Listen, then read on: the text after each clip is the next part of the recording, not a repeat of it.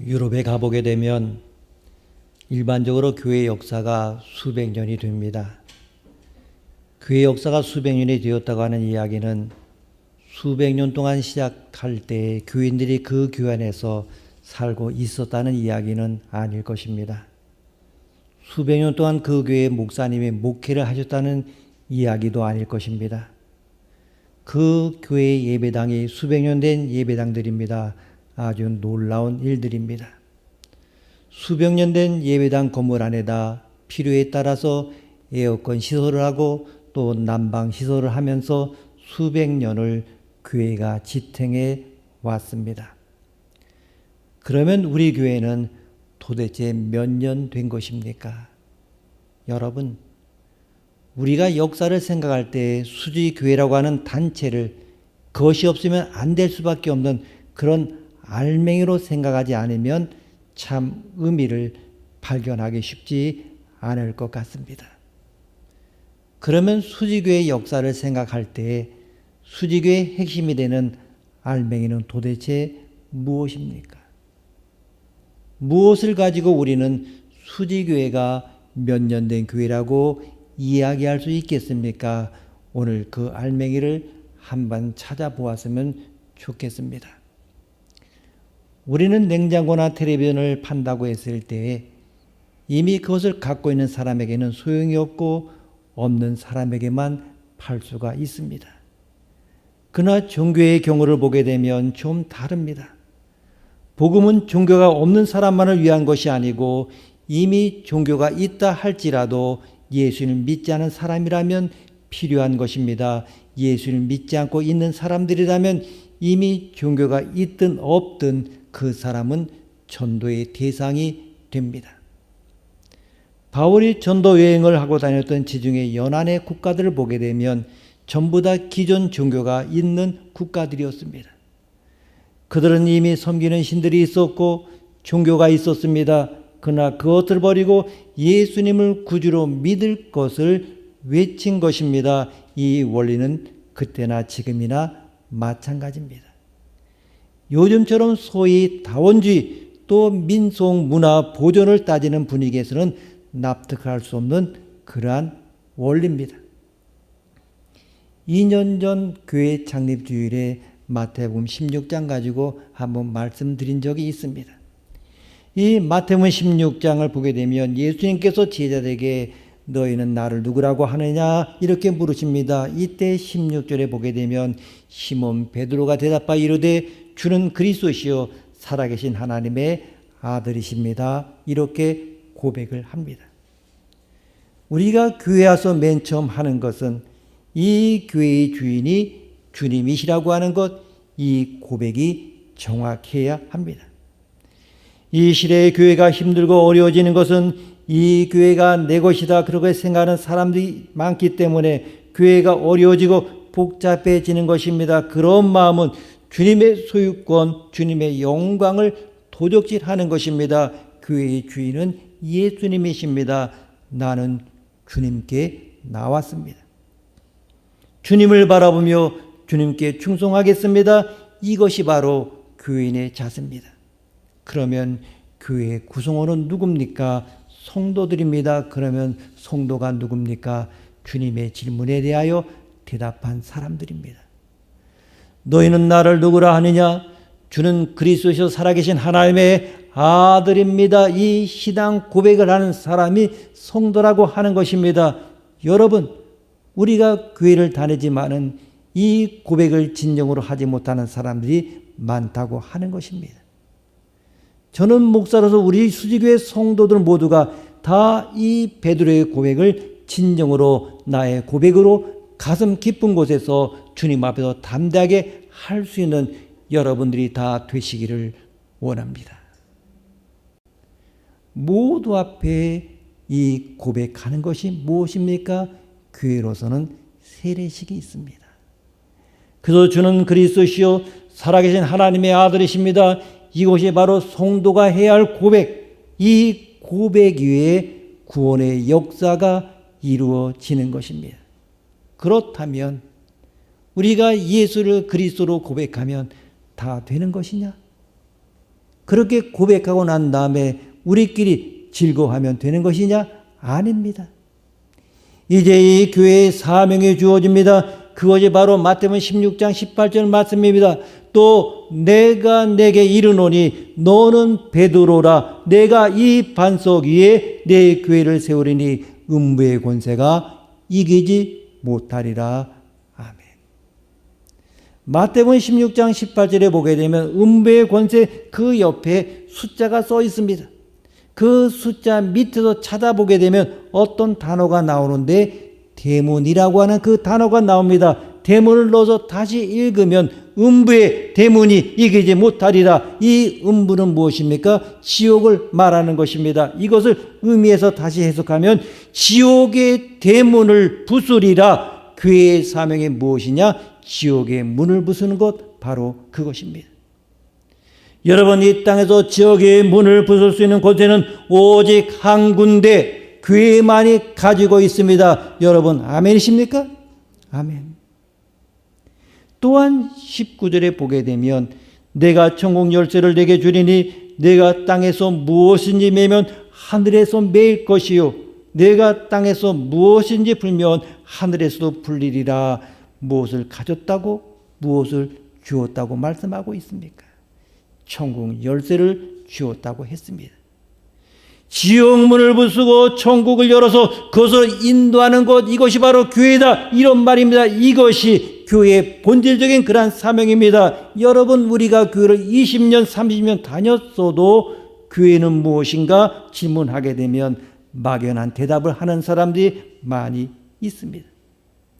물론 우리가 교회를 보게 되면 이 교회는 다양한 일을 하기 때문에 다양한 정의를 분명히 내릴 수 있습니다만 교회의 가장 근본적인 본질적인 사명 하나는 지옥의 문을 부수고 천국 문을 여는 것이다, 이렇게 되어 있습니다. 그러니까 교회는 교회의 가장 중심적인 그 사역은 구제도 하고 다른 사람을 사랑하기도 하고 다른 사역도 합니다만 교회의 가장 중심되는 사역은 지옥을 부수고 천국 문을 여는 곳이다. 더 쉬운 말로 하면 교회란 전쟁하는 곳이다, 전투 부대라고 하는 것입니다. 그래서 교회를 연구하는 분들은 세상의 바다에 떠 있는 전투함이라 이렇게 비유하고 있습니다. 하늘나라를 확장하는 최전방부대, 더 정확하게 말하면 반란군이 점령하고 있는 곳에 착륙한 왕의 친위부대, 이것이 바로 교회입니다. 이것이 예수님이 규정하신 교회의 본질입니다.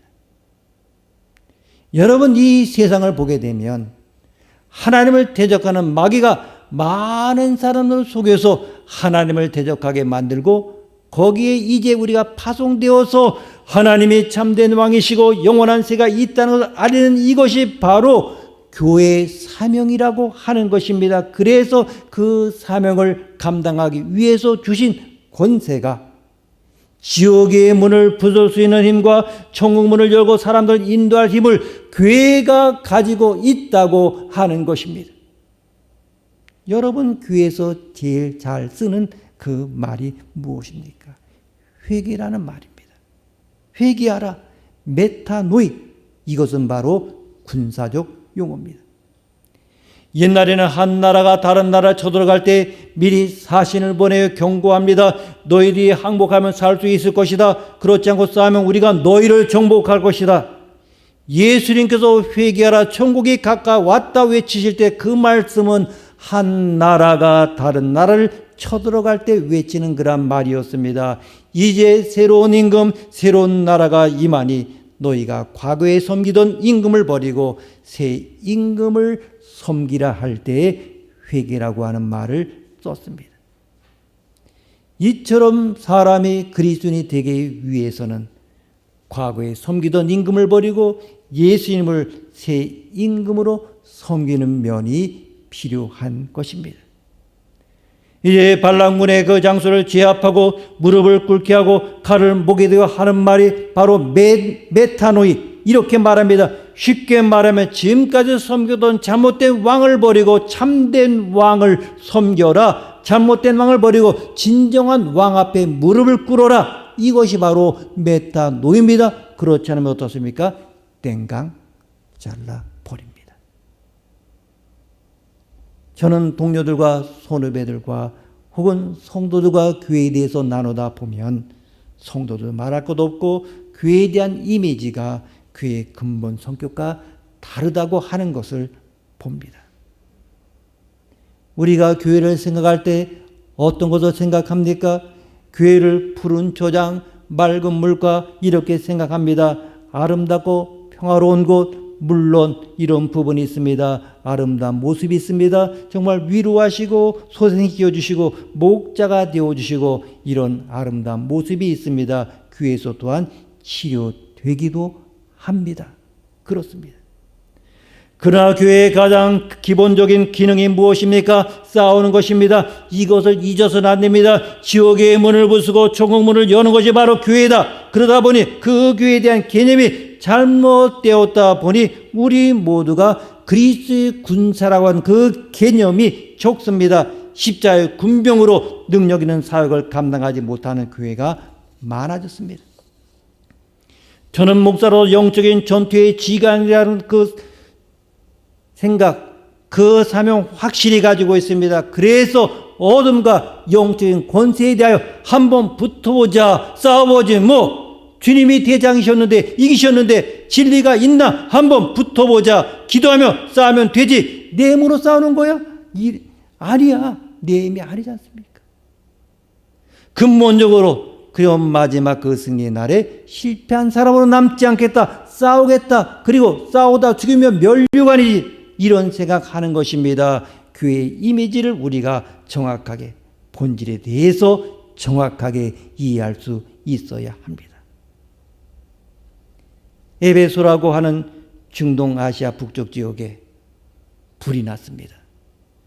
불이 활활 타서 지금처럼 소방대가 있는 것도 아니었기 때문에 모든 멀리서 보던 사람들이 걱정을 해서 뛰어왔는데 집이 타는 것도 아니요, 차가 고장나서 불이 나는 것도 아니고 시장에 불 난 것도 아닙니다. 넓은 광장에 불이 났는데 산처럼 책이 쌓여 있습니다. 그리고 그 책에 불이 붙었습니다. 책이 한두 권이 아닙니다. 전부 그 책값이 얼마나 하면 은 5만, 다시 말하면 50억 원어치가 되는 책들이 산처럼 쌓여서 불이 붙어 있고 사람들은 빙 둘러서서 그 불구경을 하고 있었습니다. 그래서 그 불구덩이 속에서 이제 떨어져 나온 책 하나 들어서 살펴보았더니 무슨 책인지 아십니까? 여러분, 마술에 관한 책입니다. 이 마술에 관한 책을 산더미처럼 쌓아놓고 불을 지르는 일이 에베소라고 하는 이 도시에서 일어났던 것입니다. 왜 마술에 관한 책 50원이나 되는 그 많은 양들의 책을 갑자기 불사르는 일들이 벌어지게 되었겠습니까? 에베소에 2년 전에 바울이라고 하는 유대인이 들어와서 십자가 주님 하나님의 말씀을 전하기 시작하고 그 말씀을 수없이 많은 사람들이 들었는데 바로 마술을 따라 생활할 때 해나가던 사람이 이제 과거를 청산하고 마술을 따라 살지 않겠다고 결심하고 마술에 관한 모든 책들을 다 끄집어내서 50억 가치가 되는 그 책을 불을 질러 버리는 장면이었던 것입니다.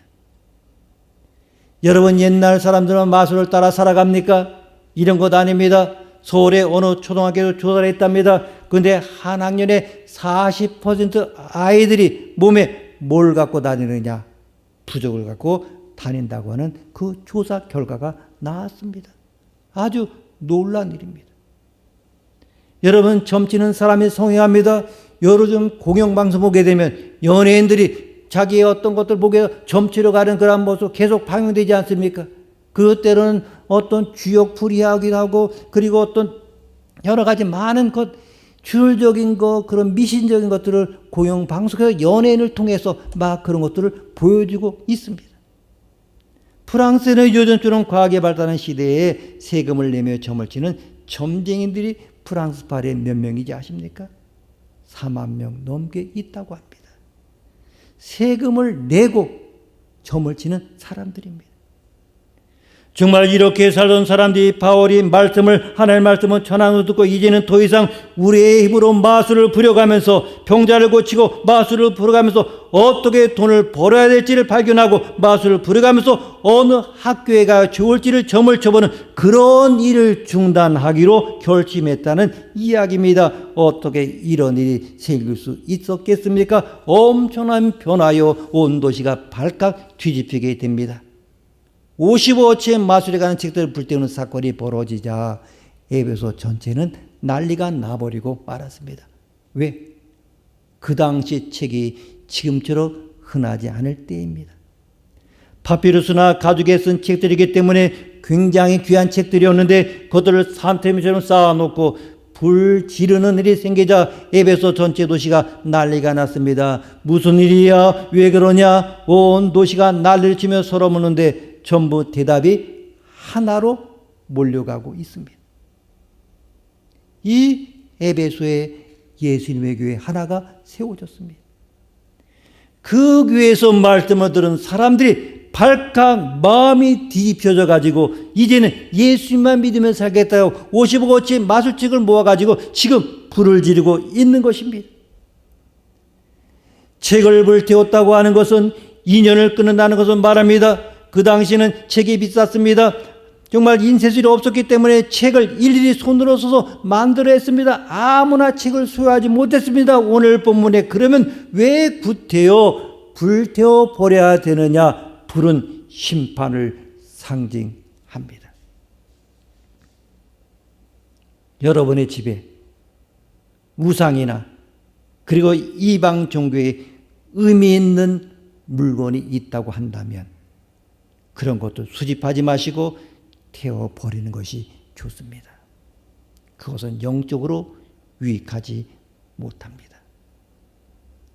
그리고 불살라버렸다고 하는 것은 돌아가려는 유혹을 원천 봉쇄했다는 그 의미를 갖고 있는 것입니다. 옛날에 페르시아 군대가 그리스에 쳐들어갔을 때 장군이 군대가 다 보는 앞에서 그리 타고 온 배를 불살라버렸습니다. 그것은 군인들에게 이제 우리가 집으로 도망갈 수 있는 길이 없다. 우리가 집으로 돌아갈 수 있는 유일한 길은 이 전쟁에서 승리하는 것이다라는 것을 군사들에게 보여주기 위한 것이었습니다.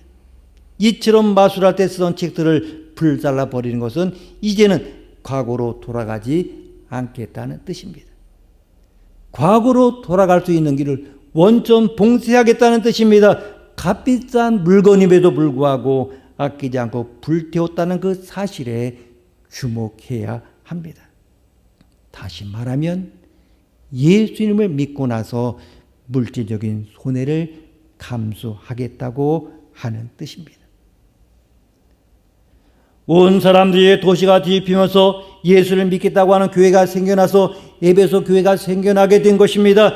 어떻게 이런 일이 일어났습니까? 어떻게 도시 하나가 완전히 뒤집혀져 버렸습니까? 무슨 힘으로 에베소라고 하는 이 큰 도시가 교통과 상업의 요충지였던 도시가 발칵 뒤집힌 일이 벌어지고 말았습니까? 우리가 성경을 보게 되면 아무것도 한 일이 없습니다. 정말 아무것도 한 일이 없습니다. 한 일이 무엇입니까? 바울이 3개월 동안 하나님의 말씀을 전했습니다. 그때 유대인들 중에 바울을 핍박했습니다.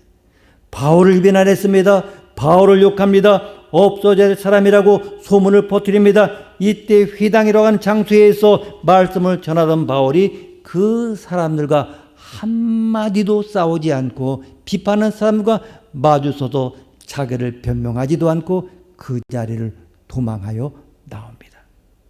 그리고 두란노 소원이라고 하는 강연장을 빌려서 오늘 본문에 보니까 매일같이 하나님의 말씀을 강론하였다. 이렇게 이야기합니다. 새벽마다, 아침마다, 저녁마다 예수님이 십자가에 달려 죽으셨습니다. 예수님 믿으면 삽니다. 예수님이 우리의 죄를 구속해 주셨습니다. 하나님 나라 천당에 들어가려면 예수님을 믿어야 됩니다. 매일같이 그 말을 전달하는 것 말고는 아무것도 한 일이 없습니다. 이렇게 말씀을 전하는 가운데 온 아시아 에베소 중심으로 해서 아시아에 있었던 모든 유대인들과 헬라인들이 다 하나님의 말씀을 듣게 되었다고 하는 것입니다. 여기부터 이제 우리 교회가 따라가기 시작합니다. 처음 교회 초창기 아무것도 한 일이 없이 그저 두라노 손에서 바울은 말씀만 전한 것처럼 우리도 말씀만 전했습니다. 아무것도 하지 않았습니다. 특별한 행사도 없었습니다. 특별한 프로그램도 없습니다. 그냥 날마다 하나님의 말씀만 교회 안에서 전하고 교회 안에서 전해진 하나님의 말씀을 함께 나누기 위해서 사방에 아시아에 퍼뜨리던 에베소 교인들처럼 그냥 말씀만 퍼뜨리고 있습니다. 이렇게 했는데 놀라운 일들이 벌어지기 시작합니다.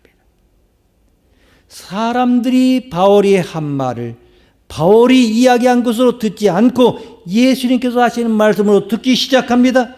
인간이 한 말을 하나님이 하신 말로 듣기 시작하는 생각의 변화들이 에베소 주변에 막 생겨나기 시작합니다. 그리고 바울에게서 희한한 일이 일어납니다. 어떤 일이 일어납니까?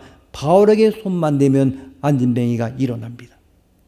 바울이 쓴 손수건을 가지고 병자에게 갖다 대면 병자가 자리에서 벌떡 일어나는 일이 일어납니다. 바울이 지나가는 자리를 기다리다가 바울에게 기도만 받으면 맹인이 눈을 뜨게 됩니다. 이러한 역사가 일어나는데 오늘 성경에 뭐라고 이야기했느냐 하면 하나님께서 하셨다 이렇게 이야기합니다. 하나님께서 하셨다. 무엇 때문에?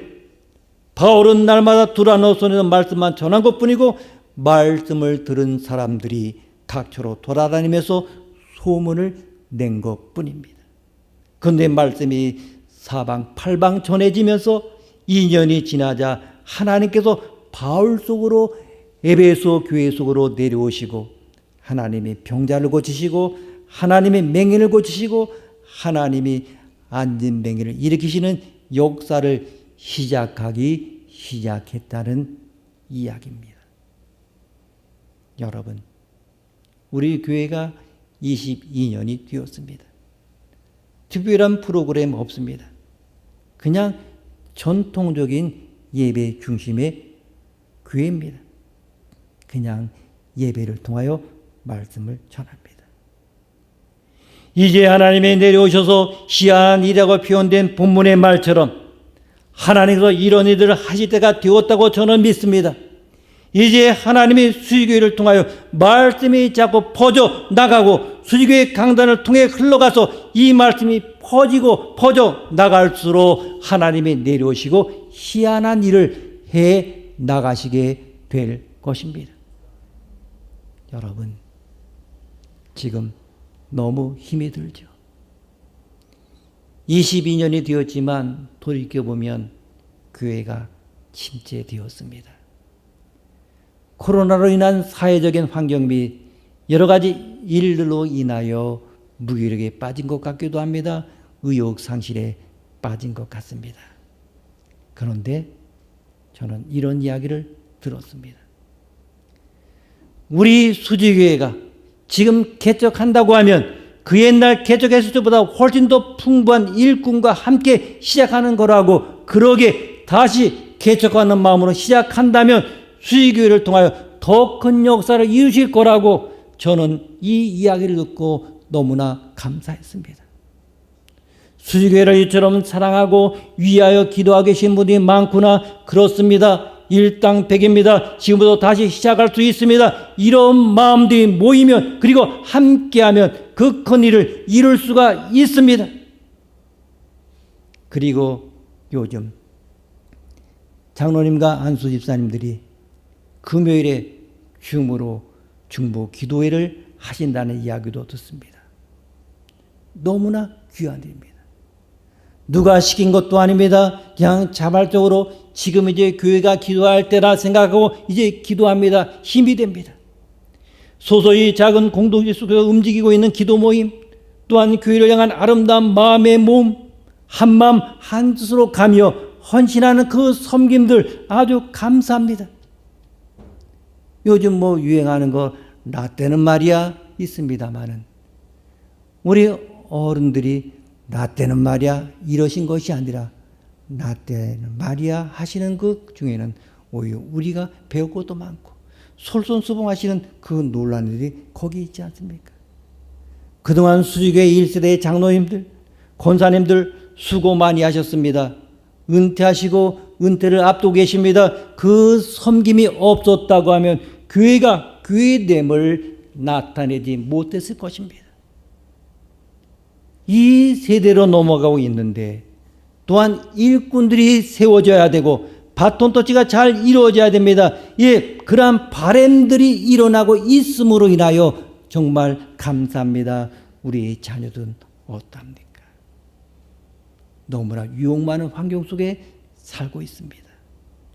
그러나 여러분, 기적을 보고 싶으십니까? 이제 이 수지교회로 나오시기를 바랍니다. 그 누구도 아닌 말씀 안에서 영으로 임하여 하나님께서 희한한 일을 이 수지교회를 통하여 이루어 가실 것입니다. 바울이 한 것이라면 저는 이렇게 이야기할 자신이 없습니다. 그러나 하나님이 하신 일이기 때문에 마음의 확신 가지고 이제 앞으로 올 1년을 바라봅니다. 이 희한한 일 중에 여러분 가장 희한한 일이 무엇이겠습니까?